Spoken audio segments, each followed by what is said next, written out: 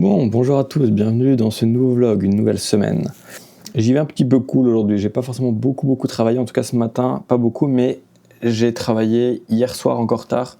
J'ai déjà fait en fait le petit rituel, à savoir partir du vlog de la semaine passée pour en sortir des petites vidéos verticales courtes pour les réseaux sociaux, 6 ou 7 shorts, des vidéos courtes. Donc j'ai 3 semaines de Reels qui sont prêtes.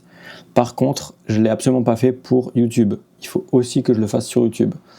Donc ça sera un petit taf à faire ce soir. Et sinon, là, ce que j'ai fait du coup, là, cet après-midi, parce que je vais bientôt devoir aller chercher ma fille, c'est que j'ai commencé en fait à lister tous les incubateurs que je trouvais.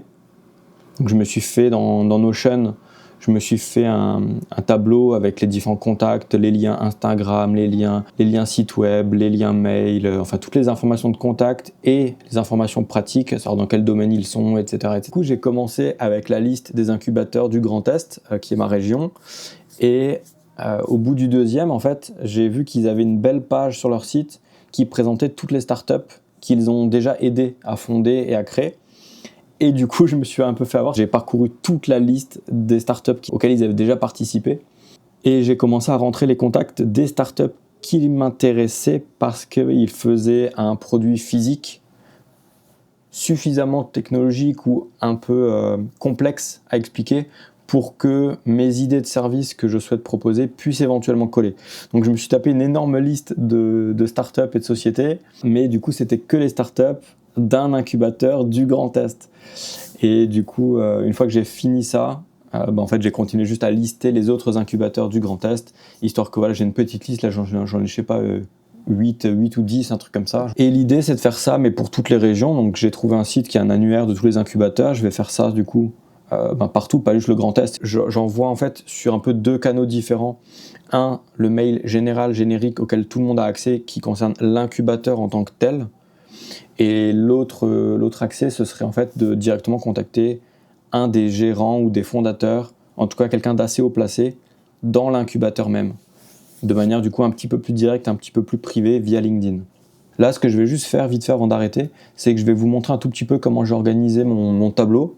Mais en gros, je me suis fait 2 databases différentes, une pour des personnes physiques et privées, on va dire, et l'autre pour des sociétés, parce que j'avais besoin de pouvoir rentrer les informations de contact d'une société, là en l'occurrence d'un incubateur par exemple, mais après, en envoyant des messages à certaines personnes, en collaborant avec eux ou en cherchant leurs gérants et leurs fondateurs et autres sur LinkedIn, je vais également me retrouver avec le contact personnel de quelqu'un.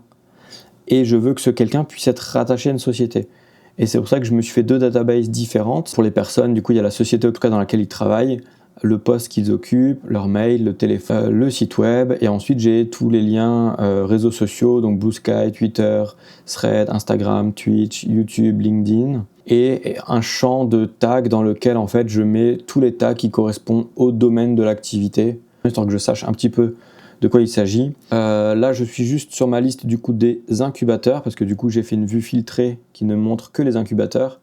Mais si je vais sur ma table globale, du coup, là, on voit genre un peu plus de monde parce que, comme dit, c'est toutes les sociétés et les startups que j'ai rentrées suite à avoir parcouru la liste d'un des incubateurs. Tout en dessous, je me suis fait un petit tracker que je pourrais tout simplement là-dedans me mettre quelle personne je contacte, quand, est-ce qu'il a déjà répondu à mon mail ou pas, etc. Histoire juste de pouvoir suivre un tout petit peu. Il ne faut pas que ce soit un tracking très complet et très évolué, avec des datas très particulières et des analyses complexes. Je veux juste pouvoir facilement me dire « Ah non, mais eux, dans la liste, je les ai déjà contactés, donc je peux attendre, etc. etc. » Ou eux, ils m'ont clairement dit non, ça les intéresse pas du tout, donc je peux même les enlever de ma liste, etc. Voilà, c'est juste pour avoir une vue un peu rapide de tout ça. Bon, nous revoilà mardi matin. Bon, alors là, ce que je suis en train de travailler, je sais même pas comment le filmer, vous le montrer, que ce soit un minimum intéressant, parce que même pour moi, c'est vraiment pas intéressant. Je sais pas pourquoi j'y ai pensé là maintenant, si ce n'est que j'ai vu un créateur en parler dans une vidéo que j'étais en train de regarder pour un tout autre sujet. Mais c'est vrai que du coup, j'ai jamais été utilisateur de TikTok, mais tellement pas que je n'ai jamais vraiment utilisé la plateforme, même pas pour y poster mes propres contenus.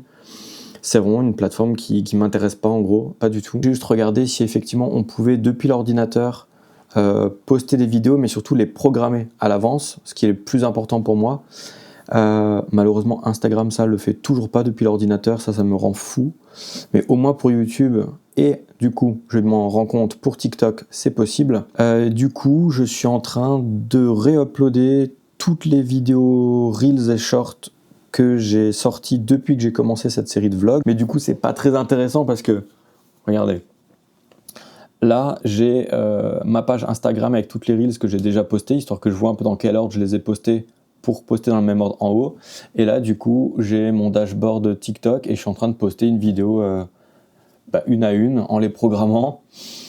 Donc voilà, c'est pas très fun, ni à montrer, ni à faire. Mais voilà, je voulais juste un petit peu capturer ça, comme quoi je suis en train de faire ça et puis on... Bah voilà, c'est fait.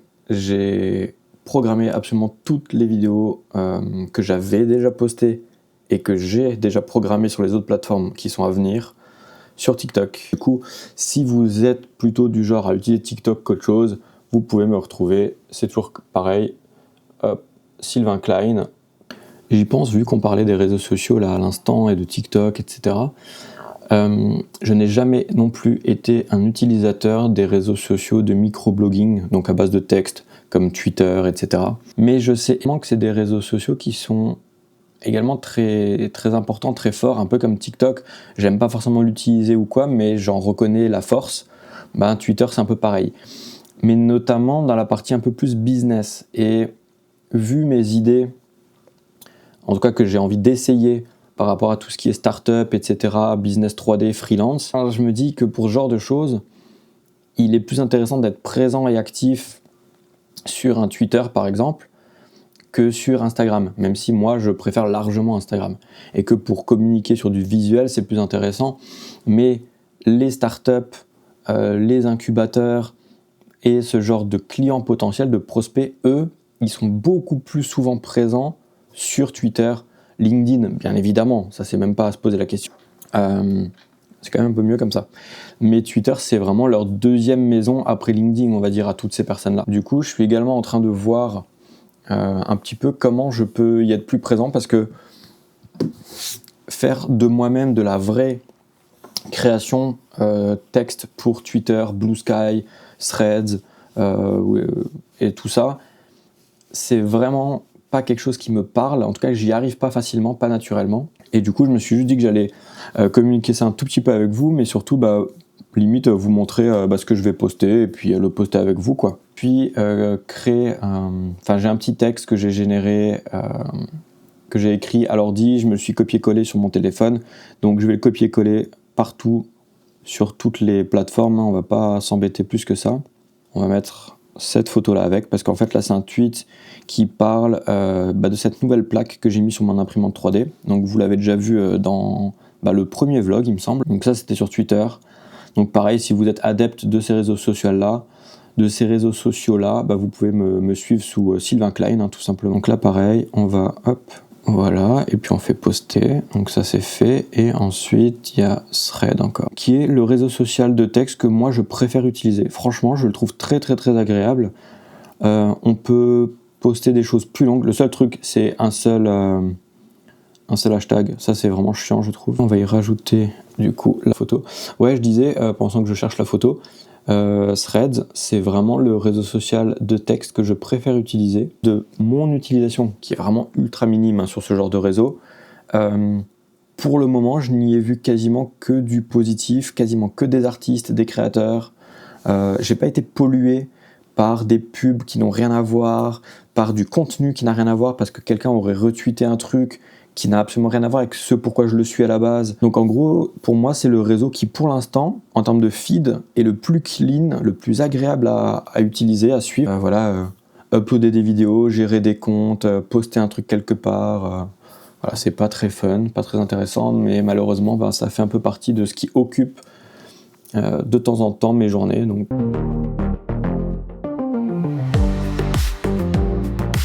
Donc là, j'ai écrit avec l'aide de ChatGPT, clairement, parce que l'écriture c'est clairement pas mon fort, mais j'ai écrit et puis j'ai retravaillé à ma sauce à la fois un mail et un DM, un message privé à envoyer soit au fondateur directement des incubateurs, soit à quelqu'un qui y travaille mais qui a un rôle assez important et assez décisionnel à l'intérieur même de l'incubateur, pour lequel j'aurais trouvé en fait son contact LinkedIn, et dans ce cas-là ça serait un message privé que je lui enverrai directement sur LinkedIn. Je vous mettrai peut-être le texte là juste à côté de moi, histoire que vous puissiez faire pause et le lire si ça vous intéresse. Et c'est là-dessus que se finit la soirée. Bon, on est jeudi matin et j'étais en train d'écrire dans mon carnet ce que je suis censé faire aujourd'hui. Parce que tous les jours, je me note ce que je suis censé faire dans la journée, et ça me permet d'avoir une to-do list un peu de ce sur quoi je suis censé travailler. À l'ordinateur sur Notion, j'ai vraiment un système bien plus complet pour gérer chaque projet et où j'en suis dans chaque projet, les deadlines et tout un tas de choses. Mais pour savoir juste, ok, aujourd'hui, sur quoi je travaille, ça, j'ai pas envie de m'embêter à faire un truc Notion et tout, je préfère l'avoir là-dedans aussi pour le côté un peu traçabilité et puis durée dans le temps. Il est beaucoup plus logique de penser que dans 10 ans, je risque encore d'avoir ces carnets-là et je pourrais encore retourner, savoir à quelle date j'ai bossé sur quoi, plutôt que de se dire, est-ce que dans 10 ans, Notion est encore actif, est-ce que mon compte est encore actif, est-ce que les données sont encore dessus. C'est des choses que je maîtrise pas. Je souhaite que oui, bien évidemment, mais c'est des choses que je maîtrise pas. Alors que mon carnet, finalement, je suis quasiment sûr de l'avoir tout le temps. Il faudrait vraiment que je le perde ou qu'il se fasse détruire dans un incendie ou je sais pas quoi pour plus l'avoir. Ce qu'il y a quand même moins de chances d'arriver qu'un des outils que je ne maîtrise pas, qui ne m'appartient pas, qui disparaissent, quoi. Cette semaine, j'ai vachement de mal à travailler. Je sais pas, mais j'ai vachement de mal. J'ai la tête qui fait ce qu'elle fait de temps en temps. Elle part dans tous les sens. C'est compliqué là, c'est vraiment compliqué. J'ai passé une bonne partie de ma semaine à réfléchir à du branding, à du concept de marque, etc. Et en parallèle de tout ça, encore une fois, je pense que c'est aussi un peu des stratégies que mon cerveau met en place pour pas que j'aille bosser calligraphie, peinture en lettres. C'est que du coup, je repense beaucoup, mais ça vous le savez déjà, à tout ce qui est prestation de services en 3D, principalement pour des startups. Et c'est un peu ce que j'avais prévu de faire à la base aujourd'hui, à savoir continuer ce que j'ai déjà commencé les autres jours, la liste des incubateurs, des startups, etc. Et envoyer du coup le premier mail que je vous ai fait lire aux différents incubateurs que j'aurais listés.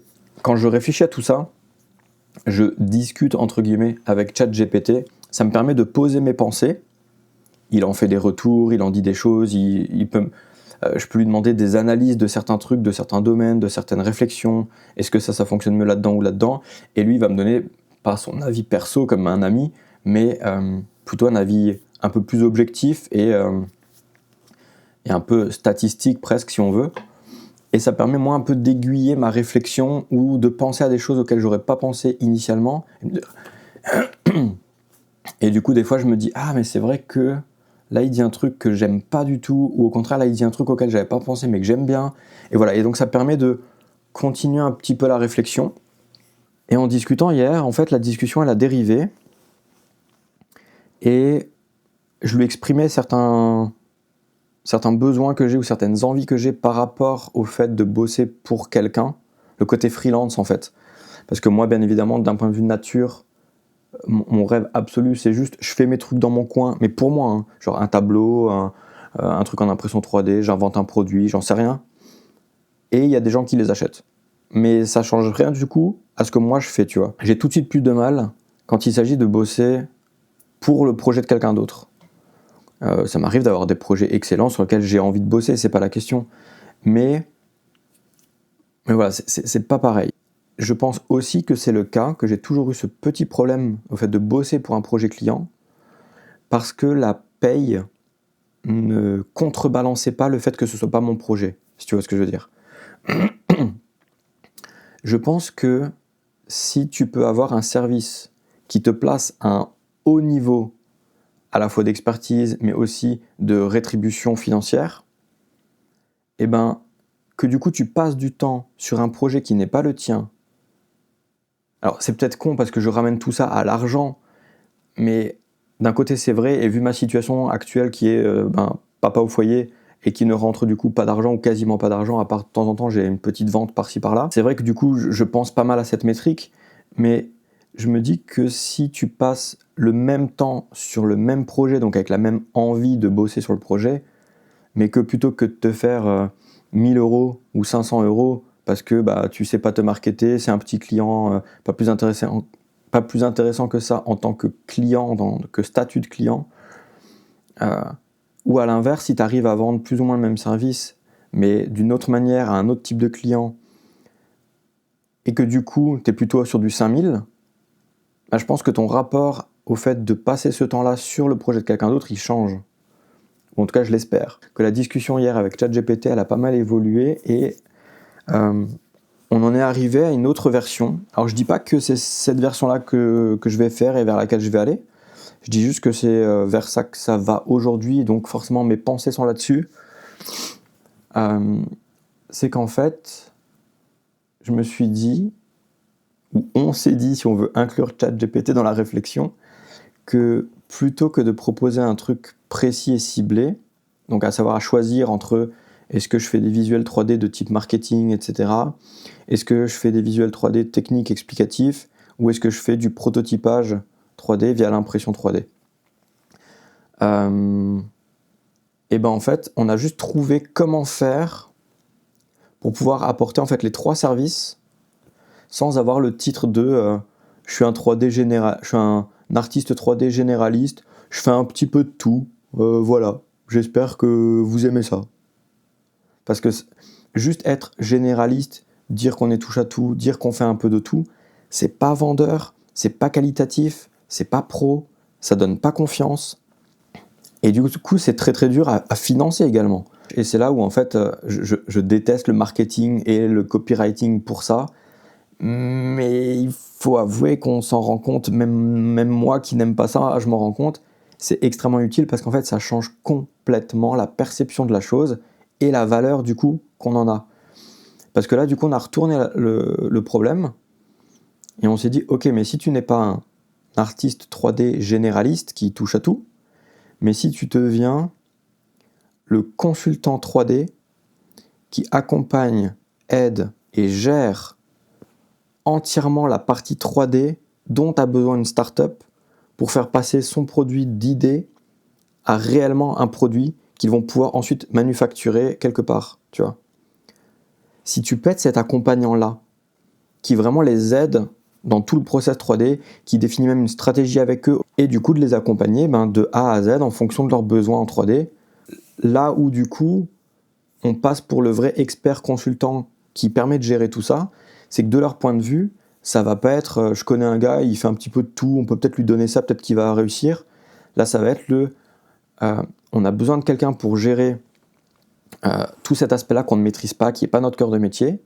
Et là, on a quelqu'un vers qui se tourner, on peut lui balancer tous nos problèmes liés à tout ça, c'est même lui qui va nous aider à les identifier et à choisir la direction dans laquelle aller et quoi faire pour évoluer. Et c'est pas du coup juste un prestataire de service qu'on paye, c'est vraiment quelqu'un qui va aider à faire grandir et grossir et avancer notre projet, notre startup, notre produit.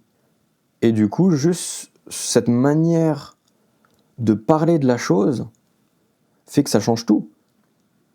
Parce que du coup, tu passes plus du 3D généraliste qui vend ses services en galérant comme un fou pour 500 € le visuel, tu deviens le consultant indispensable qui va les aider, leur soulager leur charge de travail sur tout cet aspect-là. Et tu peux, je sais pas, j'ai pas du tout réfléchi, là je dis des chiffres en l'air, mais tu peux très bien proposer, moi je sais pas, un pack à 10 000 € où tu les accompagnes pendant 6 mois, j'en sais rien, sur tous leurs trucs, tu vois. Parce qu'en fait, déjà pour une start-up, etc., 10 000 € sur 6 mois, à mon avis, c'est tout à fait gérable. Surtout qu'en fait, de leur point de vue, c'est pas, comme dit, une prestation de service qu'ils payent à un instant T et puis ils ont une image qui en sort et puis c'est fini. C'est plutôt un investissement dans leur propre start-up qu'ils font parce qu'ils se disent, et à raison, que c'est ce qui va les aider à aller plus loin et de choper des investissements, des gros investissements, voire même d'aller jusqu'à vendre leurs produits et donc que leur start-up fonctionne et démarre et vende. Les 10 000 € investis en moi pour que je les aide à pousser tout ça, C'est ridicule. C'est ridicule sur le chiffre d'affaires d'une boîte, comme ils essayent d'en monter une, tu vois. Du coup, je suis en train de me dire que c'est peut-être pas une mauvaise idée d'aller là-dessus. Non, ça soulève d'autres questions. Enfin, ça fait plus peur, je trouve. Ça fait plus peur parce que du coup, il y a un côté un peu plus pro, un peu plus adulte, un peu plus sérieux, un peu plus business. Moi, je suis un mec en jogging à la maison qui aime faire des trucs, tu vois. Donc, je sais pas. Ça fait un peu peur. Par contre, malgré ça, j'ai l'impression que je pourrais bien m'y voir. Je crois que j'aimerais bien, ou que je me verrais bien être ce consultant expert en 3D qui chapeaute un peu tout cet aspect-là. Tout ça pour dire qu'aujourd'hui, je ne sais pas trop quoi faire, parce que j'ai la tête qui pense à tout ça. J'ai parlé plus de 20 minutes sur ma pensée du matin. Ça va être chaud à éditer. Le montage va être hard.